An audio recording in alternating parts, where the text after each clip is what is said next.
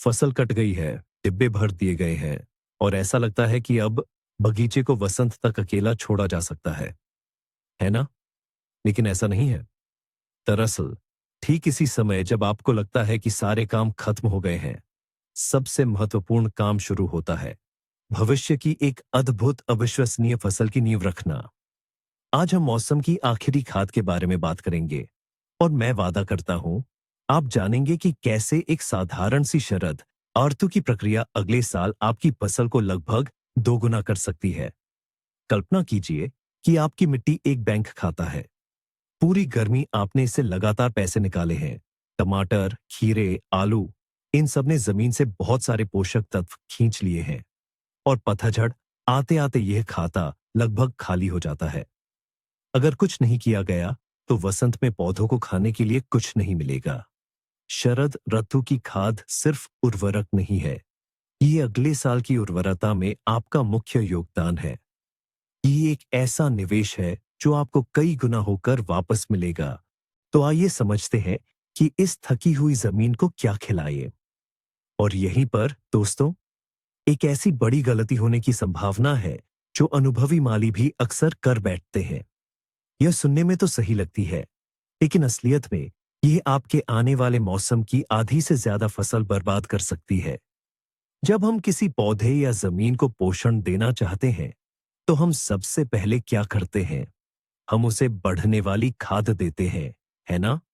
हमारा हाथ अपने आप उन पैकेटों की तरफ बढ़ता है जिन पर तेज वृद्धि या ज्यादा हरियाली जैसी बातें लिखी होती हैं, जैसे कि यूरिया या अमोनियम नाइट्रेट, क्योंकि ज्यादा हरियाली अच्छी होती है ना?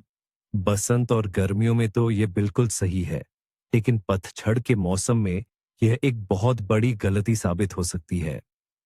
जरा सोचिए, आप पौधों को नाइट्रोजन वाली खाद देते हैं। पौधे, खासकर वे जो कई सालों तक रहते हैं, यानी बहुवर्षीय पौधे, उन्हें संकेत मिलता है, चलो बढ़ते हैं, नई बसंत आ गई है। और वे तेजी से नई कौंपलें और नाजुक पत्तियां निकालने लगते हैं। अपनी सारी ताकत जो उन्हें सर्दियों के लिए बचाकर रखनी थी, वे इसी में लगा देते हैं। और फिर क्या होता है? जैसे ही पहली गंभीर ठंड या पाला पड़ता है, ये सारी नई और नाजुक हरियाली तुरंत खत्म हो जाती है। उन्हें मजबूत होने या कठोर बनने का समय ही नहीं मिल पाता। नतीजतन पौधे ने न सिर्फ अपनी अनमोल ऊर्जा बर्बाद कर दी, बल्कि मरी हुई कौंपलों की जगह खुले घाव भी हो गए, जिनसे बीमारियां भी अंदर घुस सकती हैं। यह वैसा ही है जैसे किसी बच्चे को गर्मियों की पतली टी शर्ट में कड़ाके की ठंड में बाहर भेज देना। ऐसी गलती बिल्कुल न करें। चलिए, नाइट्रोजन की बात तो हो गई, पर एक और दुश्मन है जो खुद को तो बागवान का सबसे अच्छा दोस्त दिखाता है, पर असल में वो भेष बदल कर आता है। और उसका नाम है ताजा गोबर।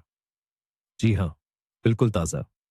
आप सोचेंगे, इससे ज्यादा प्राकृतिक और फायदेमंद क्या हो सकता है? हमारे दादा दादी हमेशा इसका इस्तेमाल करते थे, पर यहीं एक बड़ा धोखा छिपा है। शरद ऋतु में ताजा गोबर खाद नहीं, बल्कि आपकी मिट्टी के लिए एक असली टाइम बम है। सबसे पहले, इसमें उसी आक्रामक अमोनिया नाइट्रोजन की भारी मात्रा होती है जिसके बारे में हमने अभी बात की थी। ये पौधों में बेवजह की बढ़वार पैदा करेगा और सर्दियों से पहले उन्हें कमजोर कर देगा। दूसरे, सड़ने की प्रक्रिया में ताजा गोबर बहुत ज्यादा गर्मी छोड़ता है। ये उन पौधों की जड़ों को सचमुच पका सकता है जो सर्दियों के लिए क्यारी में रह गए थे, और सारी फायदेमंद मिट्टी के सूक्ष्म जीवों को खत्म कर सकता है। और तीसरा, ये एक असली ट्रोजन हॉर्स है। ताजे गोबर के साथ आप अपनी जमीन में खरपतवारों के बीज भी भर देते हैं, जो वसंत में एक घने कालीन की तरह उगाएंगे। इसके अलावा आप अपने साथ हानिकारक कीटों के लार्वा, जैसे मई बीटल और फंगल बीमारियों के कीटाणु भी ले आते हैं। इसलिए यह बात गांठ बांध लीजिए, ताजे गोबर की सही जगह दूर कंपोस्ट के ढेर में है, जहां इसे कम से कम 1 साल तक पड़े रहना चाहिए। और क्यारियों में हम कुछ और ही डालेंगे। तो हमें ये तो पता चल गया कि किन चीजों से बचना चाहिए। तो फिर क्या करना चाहिए और क्या जरूरी है? यहीं पर हमारे पतझड़ के असली हीरो सामने आते हैं। इन दो नामों को याद रखिए, फास्फोरस और पोटेशियम। ये ही वो जोड़ी है जिसकी हमारी जमीन और हमारे पौधों को सर्दियों की लंबी सुस्ती से पहले सबसे ज्यादा जरूरत होती है। आइए जानते हैं कि यही दोनों इतने खास क्यों हैं। फास्फोरस जड़ों की प्रणाली का मुख्य निर्माता और वास्तुकार होता है। ये पौधों को ऊपर की ओर हरी भरी पत्तियां बढ़ाने में मदद नहीं करता, बल्कि इसका काम जमीन के नीचे हमारी नजरों से छिपा रहता है। यह सुनिश्चित करता है कि जड़ें मजबूत, गहरी फैली हुई और स्वस्थ बने। पतझड़ में बहुवर्षीय पौधों की जड़ें जितनी मजबूत और गहरी होंगी, वे उतनी ही आसानी से सर्दियां काट पाएंगे और वसंत में उतनी ही तेजी से बढ़ेंगे। वहीं पोटेशियम को आप पौधों का पर्सनल सर्वाइवल कोच मान सकते हैं। ये पौधों को अपनी कोशिकाओं में शर्करा, शुगर और अन्य जरूरी पदार्थ जमा करने में मदद करता है। ये पदार्थ एक प्राकृतिक एंटी फ्रीज की तरह काम करते हैं, जो पौधों के अंदर के तरल को जमने नहीं देते। इससे कड़ाके की ठंड में कोशिकाओं को फटने से बचाया जा सकता है। यही पोटेशियम आपके झाड़ियों, पेड़ों और बहुवर्षीय पौधों को मजबूत और पाले से लड़ने की ताकत देता है। तो इस आसान फॉर्मूले को याद रखिए। पतझड़ में हम ऊपरी विकास पर ध्यान नहीं देते, बल्कि जड़ों को मजबूत बनाते हैं और पौधों को ठंड के लिए तैयार करते हैं। और इस काम में फास्फोरस और पोटेशियम हमारी मदद करते हैं। तो मिट्टी को फिर से जीवंत करने की शुरुआत कहां से करें? जाहिर है, जैविक पदार्थों से। और इस काम में एक सच्चा बादशाह है, एक ऐसा बेजोड़ योद्धा जिसे हर मिट्टी चाहती है। वो है कंपोस्ट। बागवानी करने वाले इसे काला सोना यूं ही नहीं कहते। सही ढंग से तैयार की गई भुरभुरी और जंगल की मिट्टी जैसी महक वाली कंपोस्ट आपकी जमीन के लिए किसी वरदान से कम नहीं। यह इतना अच्छा क्यों है? क्योंकि यह सिर्फ नाइट्रोजन, फास्फोरस और पोटेशियम का एक साधारण मिश्रण नहीं है। ये आपकी मिट्टी के लिए संपूर्ण पोषण का एक खजाना है, जहां सभी जरूरी सूक्ष्म पोषक तत्व संतुलित और प्राकृतिक रूप में मौजूद हैं। कंपोस्ट मिट्टी की संरचना में सुधार करता है। यह भारी चिकनी मिट्टी को ज्यादा भुरभुरी और हवादार बनाता है, जिससे जड़ें आसानी से सांस ले पाती हैं। वहीं हल्की रेतीली मिट्टी में यह नमी को ज्यादा देर तक बनाए रखता है, जिससे पानी और पोषक तत्व जमीन में गहराई में बहकर नष्ट नहीं होते। इसके अलावा कंपोस्ट लाखों लाभकारी बैक्टीरिया और सूक्ष्म जीवों का घर है। ये वो अदृश्य सहायक है जो आपकी मिट्टी को जीवित और उपजाऊ बनाते हैं। इसे इस्तेमाल करने का तरीका भी बहुत आसान है। प्रति वर्ग मीटर खेत या क्यारी में आधा से 1 बाल्टी कंपोस्ट डालना काफी है। इसे समान रूप से फैलाकर हल्की खुदाई करें या खुरपी की मदद से मिट्टी में मिला दें। यह सिर्फ भोजन नहीं, बल्कि थकी हुई जमीन के लिए दवा और विटामिन का काम करता है। लेकिन अगर आपके पास अच्छी परिपक्व कंपोस्ट अब भी नहीं है या बहुत कम मात्रा में है, तो क्या करें? ऐसे में मिट्टी की उर्वरता बढ़ाने का एक और आजमाया हुआ और भरोसेमंद साथी हमारी मदद के लिए आता है। यह है अच्छी तरह से सड़ी हुई गोबर की खाद, जिसे आमतौर पर पुरानी खाद या परिपक्व गोबर खाद भी कहते हैं। खास बात यह है कि मैं पूरी तरह से सड़ी हुई शब्द पर 3 बार जोर दे रहा हूं।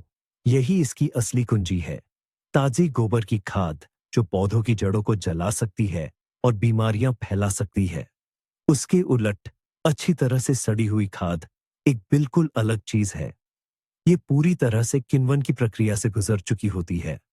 इसमें से अतिरिक्त अमोनिया निकल जाता है, खरपतवारों के बीज मर जाते हैं और सभी पोषक तत्व पौधों के लिए आसानी से ग्रहण करने योग्य रूप में बदल जाते हैं। एक अच्छी परिपक्व गोबर खाद गहरे रंग की, भुरभुरी और लगभग एक समान होती है। इसमें मिट्टी जैसी खुशबू आती है, न कि उसकी शुरुआती तेज गंध। ये परिपक्व गोबर खाद कंपोस्ट की ही तरह मिट्टी की संरचना को बेहतरीन बनाती है और उसे ह्यूमस से भरपूर करती है। ये धीरे धीरे काम करती है, कई सालों तक पौधों को लगातार पोषण देती रहती है। यह आपके बगीचे या खेत की सेहत में एक दीर्घकालिक निवेश है। इसे भी कंपोस्ट की तरह ही इस्तेमाल करना चाहिए। लगभग 1 से 2 वर्ग मीटर क्षेत्र में 1 बाल्टी खाद डालकर इसे मिट्टी में अच्छी तरह मिलाना बेहद जरूरी है। अगर आपको अच्छी गुणवत्ता वाली परिपक्व गोबर खाद मिल जाए, तो समझ लीजिए कि आपने बागवानी की लॉटरी जीत ली है। एक और जैविक खाद है जिसे कई लोग अक्सर कम आंकते हैं, पर ऐसा करना सही नहीं है। यह चूल्हे या अंगीठी से निकली सामान्य लकड़ी की राख है। बस ध्यान रहे कि आपने सिर्फ शुद्ध लकड़ी जलाई हो, न कि प्लाईवुड, लेमिनेट या पेंट किए हुए तख्ते, जिनमें हानिकारक रसायन भरे होते हैं। राख पोटेशियम और फास्फोरस का एक सच्चा प्राकृतिक स्रोत है। खास बात यह है कि राख में पोटेशियम पोटाश के रूप में होता है, जिसे पौधे बहुत आसानी से सोख लेते हैं। इसके अलावा इसमें कैल्शियम, मैग्नीशियम, बोरॉन, लोहा जैसे तत्व होते हैं। संक्षेप में कहें तो लगभग पूरी आवर्त सारणी के सूक्ष्म पोषक तत्व इसमें मौजूद होते हैं। यह मिट्टी के लिए एक सच्चा मल्टीविटामिन कॉम्प्लेक्स है। लेकिन राख में एक और अद्भुत गुण है। यह मिट्टी की अम्लता को कम करने का एक बेहतरीन तरीका है। ज्यादातर बागवानी वाली फसलें अम्लीय मिट्टी पसंद नहीं करती, और समय के साथ बारिश और कुछ खादों के कारण मिट्टी अम्लीय हो जाती है। राख डालने से मिट्टी की अम्लता धीरे धीरे और प्रभावी ढंग से सामान्य हो जाती है। यह पौधों और फायदेमंद सूक्ष्म जीवों के विकास के लिए आरामदायक माहौल बनाता है। औसतन 1 वर्ग मीटर की क्यारी में 1 से 2 कप राख खुदाई से पहले समान रूप से फैलाकर डाली जाती है। यह जमीन को बेहतर बनाने का एक सरल, सुलभ और बहुत ही प्रभावशाली तरीका है। अब हम बात करते हैं रासायनिक उर्वरकों की। हर कोई इन्हें पसंद नहीं करता, लेकिन कभी-कभी इनके बिना काम नहीं चलता। खासकर जब मिट्टी बहुत कमजोर या पोषक तत्वों से खाली हो गई हो। ये जैविक खादों की तुलना में तेजी से काम करते हैं, और इनसे आप सही मात्रा में आवश्यक पोषक तत्व दे सकते हैं। और हमारी इस खास सूची में सबसे पहले बात करेंगे सुपर फॉस्फेट की। इसे आप अपने बगीचे या खेत के लिए फास्फोरस का एक केंद्रित या गाढ़ा स्रोत मान सकते हैं। सुपर फॉस्फेट 2 तरह का होता है, साधारण सिंगल और दोहरा डबल। जैसा कि नाम से ही स्पष्ट है, दोहरे सुपर फॉस्फेट में साधारण की तुलना में 2 गुना सक्रिय तत्व होता है। इस खाद से फास्फोरस धीरे धीरे कई महीनों तक मिट्टी में घुलता रहता है। यही कारण है कि इसे सर्दियों की शुरुआत से पहले या पतझड़ में डाला जाता है, ताकि सर्दियों और वसंत ऋतु तक ये पूरी तरह से घुल जाए और पौधों के लिए आसानी से उपलब्ध हो सके। जब पौधों की जड़ें सक्रिय रूप से बढ़नी शुरू करें, तब तक यह तैयार होगा। याद रखें, फास्फोरस पौधों की जड़ों को मजबूत बनाने, फलदार पेड़ों और झाड़ियों में फूलों की कलियां तैयार करने और जड़ वाली सब्जियों जैसे गाजर, चुकंदर में शर्करा, शुगर की मात्रा बढ़ाने के लिए जिम्मेदार है। इससे सब्जियां स्वादिष्ट बनती हैं और उनका भंडारण, स्टोरेज भी बेहतर होता है। इसे निर्देशों के अनुसार ही इस्तेमाल करना चाहिए। आमतौर पर प्रति वर्ग मीटर में 30-40 ग्राम साधारण सुपर फॉस्फेट या 15 से 20 ग्राम दोहरा सुपर फॉस्फेट डाला जाता है। इसे मिट्टी पलटने या खुदाई करते समय ही डालना सुनिश्चित करें, क्योंकि फास्फोरस मिट्टी में बहुत अधिक गतिशील नहीं होता। हमारी खनिज कार्यक्रम में फास्फोरस के बाद अगला महत्वपूर्ण पोषक तत्व है पोटेशियम। इसके लिए हमारे पास 2 शानदार विकल्प हैं, पोटेशियम सल्फेट और कैली मैग्नीशिया। ये दोनों उर्वरक शरद ऋतु में प्रयोग के लिए बिल्कुल उपयुक्त हैं। लेकिन सवाल यह है कि इन्हें ही क्यों चुने, क्योंकि इनमें क्लोरीन नहीं होता। पोटेशियम के कुछ अन्य उर्वरकों, जैसे कि पोटेशियम क्लोराइड, में क्लोरीन होता है। कई पौधे, खासकर बेर की झाड़ियां और आलू, क्लोरीन के प्रति बहुत संवेदनशील होते हैं और इसे बिल्कुल पसंद नहीं करते। पतझड़ सर्दियों के दौरान मिट्टी में मौजूद कोई भी अतिरिक्त क्लोरीन गहरी परतों में धुल जाता है, जिससे पौधों को कोई नुकसान नहीं होता। जैसा कि हमने पहले बताया, पोटेशियम पौधों को ठंड सहने की क्षमता देता है। ये पौधों को पाले के लिए तैयार करने में मदद करता है। और कैली मैग्नीशिया में पोटेशियम के अलावा मैग्नीशियम भी होता है। ये तत्व प्रकाश संश्लेषण के लिए बहुत जरूरी है और अक्सर रेतीली मिट्टी में इसकी कमी पाई जाती है। मैग्नीशियम पत्तियों की चमक और स्वास्थ्य के लिए जिम्मेदार होता है। तो कैली मैग्नीशिया डालकर आप एक तीर से दो शिकार करते हैं। इसे डालने की सामान्य मात्रा 20-30 ग्राम प्रति वर्ग मीटर होती है। इसे मिट्टी में फैलाकर मिला दें और हमारे पौधे एक आरामदायक सर्दियों का सुरक्षा कवच पा लेते हैं। जैविक खेती करने वाले किसानों या बागवानों के लिए रासायनिक फास्फोरस का एक शानदार और स्थायी विकल्प है बोन मील। दरअसल यह जानवरों की पिसी हुई हड्डियां होती है। सुनने में भले ही यह थोड़ा अटपटा लगे, लेकिन पौधों के लिए यह फास्फोरस और कैल्शियम से भरपूर एक बेहतरीन पोषक स्रोत है। बोन मील का सबसे बड़ा फायदा इसकी धीमी क्रिया है। यह मिट्टी में बहुत धीरे धीरे कई सालों तक घुलती रहती है और धीरे धीरे पोषक तत्वों को पौधों के लिए उपलब्ध कराती है। ये एक लंबे समय तक काम करने वाला खाद है, यानी इसे एक बार शरद ऋतु में डालने से आप अगले 2-3 सीजन के लिए अपने पौधों को फास्फोरस की आपूर्ति सुनिश्चित करते हैं। फास्फोरस के अलावा बोन मील में भरपूर मात्रा में कैल्शियम भी होता है, जो मिट्टी की अम्लीयता को संतुलित करने में भी बहुत उपयोगी है। यह मिट्टी की संरचना को बेहतर बनाती है और उसे अधिक भुरभुरी करती है। बोन मील का इस्तेमाल बल्ब वाले फूलों जैसे कि ट्यूलिप, डैफोडिल्स, लिली, साथ ही जड़ वाली सब्जियों और सोलानेसी परिवार के पौधों जैसे टमाटर, आलू के लिए खास तौर पर बहुत अच्छा होता है। इसे उपयोग करने का तरीका यह है, हर रोपण गड्ढे में लगभग 2-3 बड़े चम्मच या प्रति वर्ग मीटर में 100-200 ग्राम मिट्टी में मिलाकर जुताई करें। लंबे समय तक मिट्टी को फास्फोरस से समृद्ध करने का यह एक सुरक्षित और बहुत ही प्रभावी तरीका है। मिट्टी की अम्लता कम करने के सिलसिले में एक और बहुत महत्वपूर्ण चीज है जिसका जिक्र करना जरूरी है। यह है डोलोमाइट चूरा। बहुत से लोग इसे आम चूने से भ्रमित करते हैं, लेकिन डोलोमाइट उससे कहीं बेहतर और ज्यादा फायदेमंद है। चूने के विपरीत, जिसमें केवल कैल्शियम होता है, डोलोमाइट चूरा में मैग्नीशियम भी भरपूर मात्रा में होता है। इसकी जरूरत क्यों है? कैल्शियम और मैग्नीशियम दो ऐसे तत्व हैं जो हमेशा एक साथ मिलकर काम करते हैं।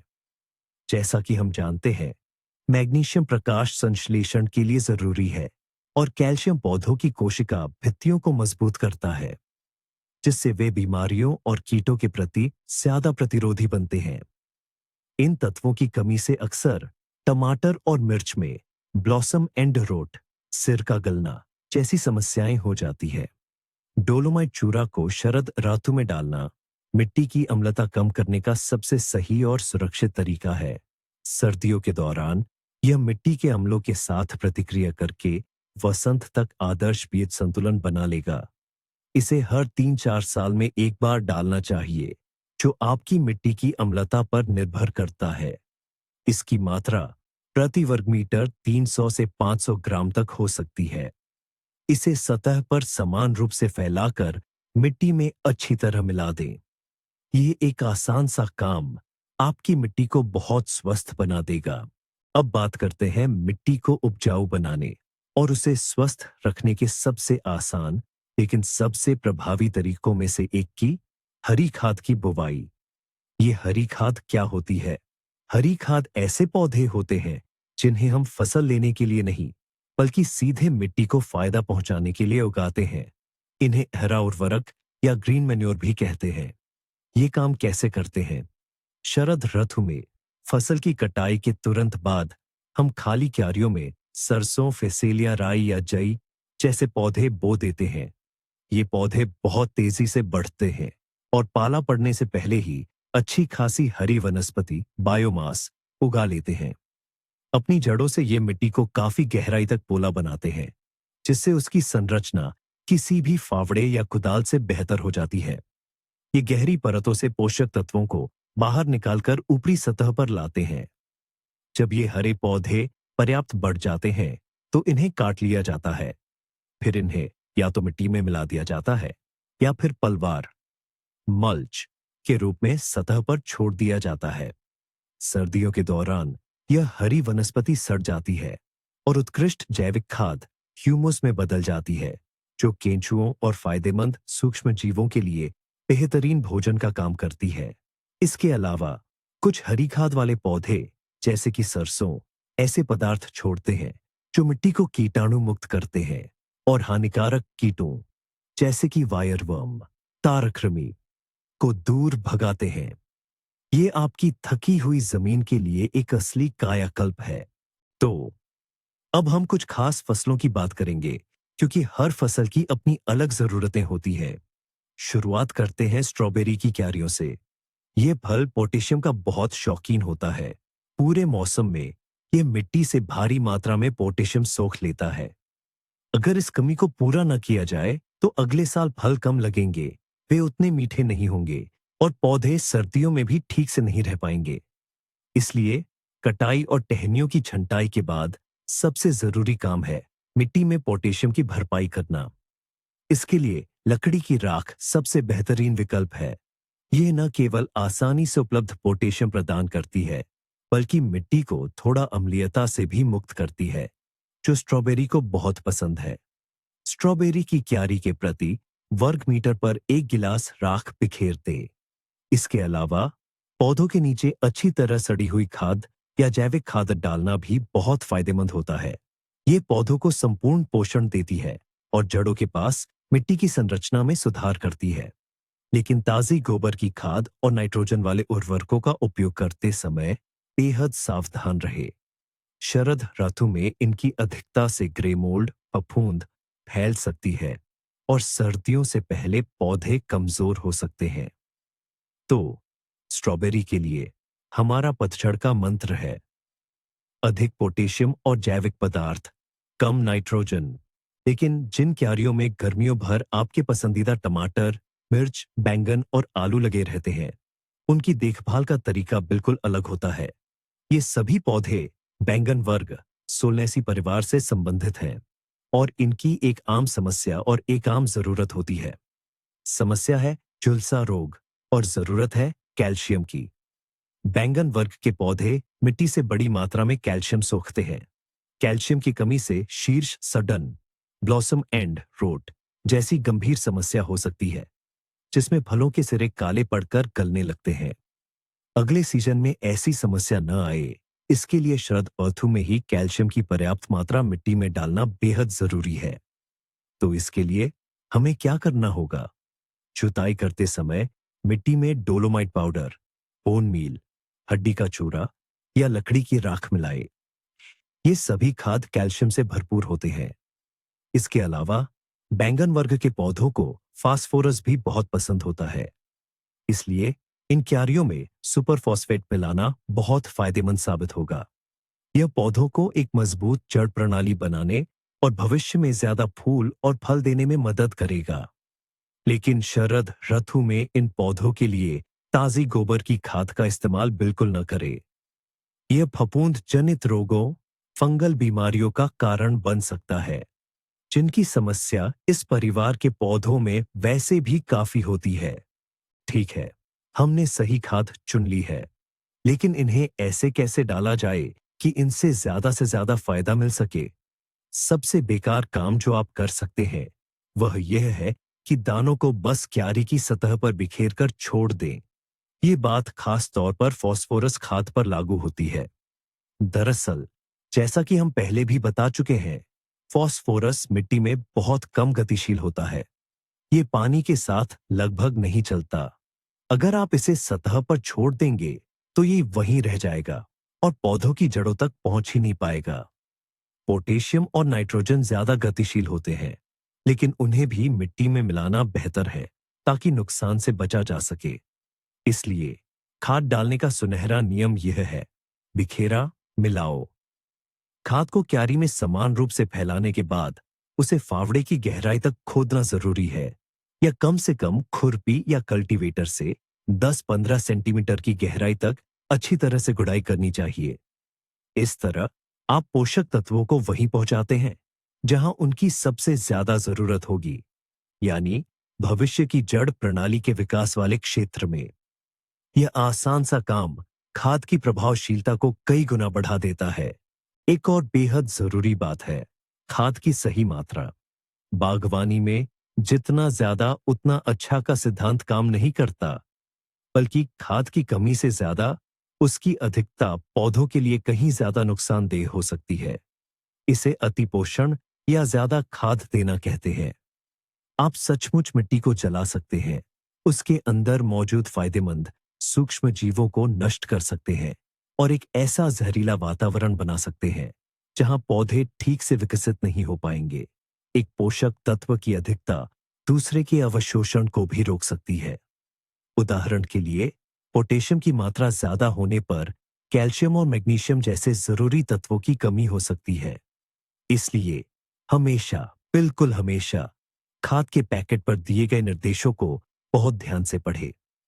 निर्माता बेवजह प्रति वर्ग मीटर में डालने वाली खाद की सुझाई गई मात्रा ग्राम में नहीं बताता। अगर आपके पास वजन तोलने के लिए तराजू नहीं है, तो घरेलू चीजों का इस्तेमाल करें।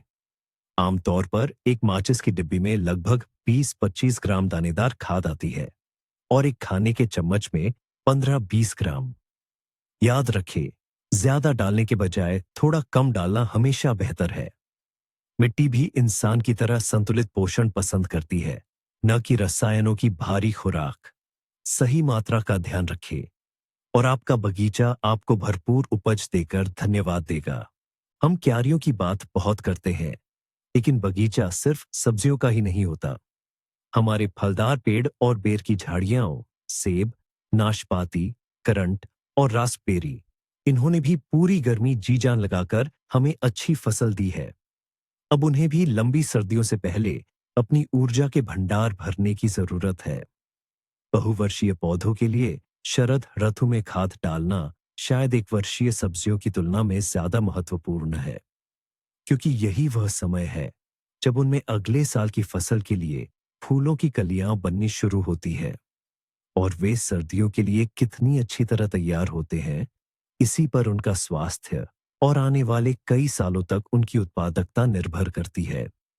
यहां भी सिद्धांत वही है, नाइट्रोजन बिल्कुल नहीं, बल्कि फास्फोरस और पोटेशियम पर जोर। उर्वरक तने के चारों ओर, लेकिन ठीक तने के पास नहीं, बल्कि पेड़ की पत्तियों के फैलाव की परिधि पर डाले जाते हैं, क्योंकि अवशोषित करने वाली ज्यादातर जड़ें बाहरी हिस्से में ही होती हैं। आप उर्वरक को समान रूप से फैलाकर मिट्टी की हल्की सी गुड़ाई कर सकते हैं, या फिर 15-20 सेंटीमीटर गहरे कुछ गड्ढे या खांचे बनाकर उनमें उर्वरक डालकर मिट्टी से ढक सकते हैं। इससे पोषक तत्व सीधे जड़ों तक पहुंचेंगे, जिससे उन्हें पूरा लाभ मिलेगा। बगीचे की रानियां, गुलाब और अन्य सजावटी झाड़ियां जैसे हाइड्रेंजिया, बकाइन, लिलेक या स्पाइरिया को हम कैसे भूल सकते हैं। ये सभी झाड़ियां पूरी गर्मी अपनी भरपूर फूलों से हमें खुश करती रही। अब हमारा काम है कि हम उन्हें सर्दियों में सुरक्षित रहने में और अगले मौसम के लिए ताकत जुटाने में मदद करें। गुलाब और अन्य फूलों वाली झाड़ियों के लिए पतझड़ में पोटेशियम, पोटाश किसी अमृत से कम नहीं। ये उनके तनों को अच्छी तरह पकने, लकड़ी जैसा बनने और ठंड के लिए तैयार होने में मदद करता है। अधपके हरे तने अक्सर सर्दियों में ठंड से खराब हो जाते हैं और फिर बसंत में हमें झाड़ी को बहुत काटना पड़ता है, जिससे फूलों का आना देर हो जाता है। इसलिए पतझड़ में आखिरी कटाई के बाद अपने प्यारे पौधों को पोटेशियम युक्त खाद जरूर दें। पोटेशियम सल्फेट या पोटेशियम मैग्नीशिया इसके लिए सबसे बढ़िया है। आप लकड़ी की राख राख का भी इस्तेमाल कर सकते हैं। यह न केवल उनकी ठंड सहने की क्षमता को बढ़ाएगा, बल्कि ज्यादा फूलों की कलियां बनने में भी मदद करेगा। इसका मतलब है कि अगले साल फूल और भी ज्यादा और चमकदार आएंगे। बस थोड़ी सी पतझड़ की देखभाल और आपके गुलाब आपको अपनी शाही छटा से नवाजेंगे। तो आइए अब एक आम सवाल का जवाब दें। क्या हम जैविक और रासायनिक खाद को मिला सकते हैं? सिर्फ मिलाना ही नहीं, बल्कि मिलाना तो जरूरी है। मिट्टी को समग्र रूप से बेहतर बनाने के लिए यह सबसे बेहतरीन तरीकों में से एक है। इस विधि को जैविक रासायनिक विधि कहते हैं और यह आपको दोनों दुनियाओं का सर्वोत्तम लाभ उठाने में मदद करती है। जरा कल्पना कीजिए, जैविक खाद यानी कंपोस्ट या गोबर की खाद हमारी बुनियाद है। यह एक दीर्घकालिक निवेश है जो मिट्टी की संरचना में सुधार करता है, उसकी जल धारण क्षमता और उर्वरता बढ़ाता है और लाभदायक सूक्ष्म जीवों को पोषण देता है। जैविक खाद हमारी जमीन के लिए रोटी की तरह है, वहीं रासायनिक खाद विटामिन या सप्लीमेंट की तरह है। ये हमें किसी विशेष तत्व की कमी को तेजी से और सटीक रूप से दूर करने में मदद करते हैं। उदाहरण के लिए, अगर हमें लगता है कि मिट्टी में फास्फोरस की कमी है, तो हम सुपर फॉस्फेट डालते हैं। या अगर हमें पोटेशियम की कमी के लक्षण दिखते हैं, तो हम पोटेशियम सल्फेट डालते हैं। जैविक और रासायनिक खादों का एक साथ उपयोग एक अद्भुत तालमेल का प्रभाव देता है। कंपोस्ट में मौजूद लाभदायक सूक्ष्मजीव पौधों को रासायनिक तत्वों को बेहतर ढंग से अवशोषित करने में मदद करते हैं, और रासायनिक खाद बदले में जैविक पदार्थों के अपघटन को तेज करती है। तो बेझिझक इन्हें एक साथ इस्तेमाल करें। प्रति वर्ग मीटर एक बाल्टी कंपोस्ट के साथ एक मुट्ठी सुपरफॉस्फेट और राख, ये किसी भी खेत की क्यारी के लिए एक शानदार पतझड़ का कॉकटेल है। अब जब सभी खाद मिट्टी में अच्छी तरह मिल गई है, तो एक आखिरी पर बहुत जरूरी काम बचा है, मल्चिंग। अक्सर लोग सोचते हैं कि मल्चिंग सिर्फ गर्मियों में नमी बनाए रखने और खरपतवारों से लड़ने के लिए होती है, लेकिन पतझड़ में मल्चिंग करना उतना ही या शायद उससे भी ज्यादा जरूरी है। तो पतझड़ की मल्चिंग क्या है?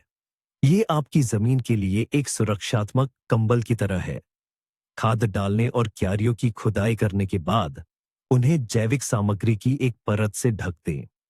यह कटी हुई घास, स्वस्थ पेड़ों की गिरी हुई पत्तियां, पुआल पीट या वही परिपक्व खाद कंपोस्ट हो सकता है। मल्च की परत 5-10 सेंटीमीटर मोटी होनी चाहिए। इसकी जरूरत क्यों है? सबसे पहले, मल्च मिट्टी को जमने और तापमान के अचानक बदलाव से बचाती है। इस कंबल के नीचे मिट्टी लंबे समय तक गर्म रहती है, और लाभकारी सूक्ष्मजीव व केंचुए अपना काम जारी रखते हुए आपकी डाली गई खाद को संसाधित करते रहते हैं। दूसरे, यह मिट्टी को हवा से उड़ने और कटाव से बचाती है। और तीसरे, बसंत आने तक मल्च की यह परत आंशिक रूप से सड़कर पोषक तत्वों का एक अतिरिक्त स्रोत बन जाएगी। ये पतझड़ की तैयारी को पूरा करने और बगीचे को आराम व सुरक्षा के साथ सर्दियों के लिए तैयार छोड़ने का एक सरल और शानदार तरीका है। और अब हम आते हैं सबसे जरूरी बात पर। क्या आप जानते हैं कि शरद ऋतु में अपने बगीचे की देखभाल में सबसे बड़ी गलती क्या है? ये गलत खाद का उपयोग करना नहीं है। सबसे बड़ी गलती है कुछ भी न करना। बहुत से लोग सोचते हैं कि पौधों का मौसम खत्म हो गया है और जमीन अब सो रही है, लेकिन ऐसा बिल्कुल नहीं है। दरअसल शरद ऋतु और सर्दियों में बर्फ की परत के नीचे भी मिट्टी में धीमी लेकिन अविश्वसनीय रूप से महत्वपूर्ण प्रक्रियाएं चलती रहती हैं। आपके द्वारा डाला गया फास्फोरस और पोटेशियम बहकर बेकार नहीं जाता, बल्कि धीरे धीरे पौधों के लिए आसानी से उपलब्ध होने वाले रूप में बदल जाता है। लाभकारी बैक्टीरिया जैविक पदार्थों को संसाधित करते रहते हैं, जिससे उपजाऊ ह्यूमस बनता है।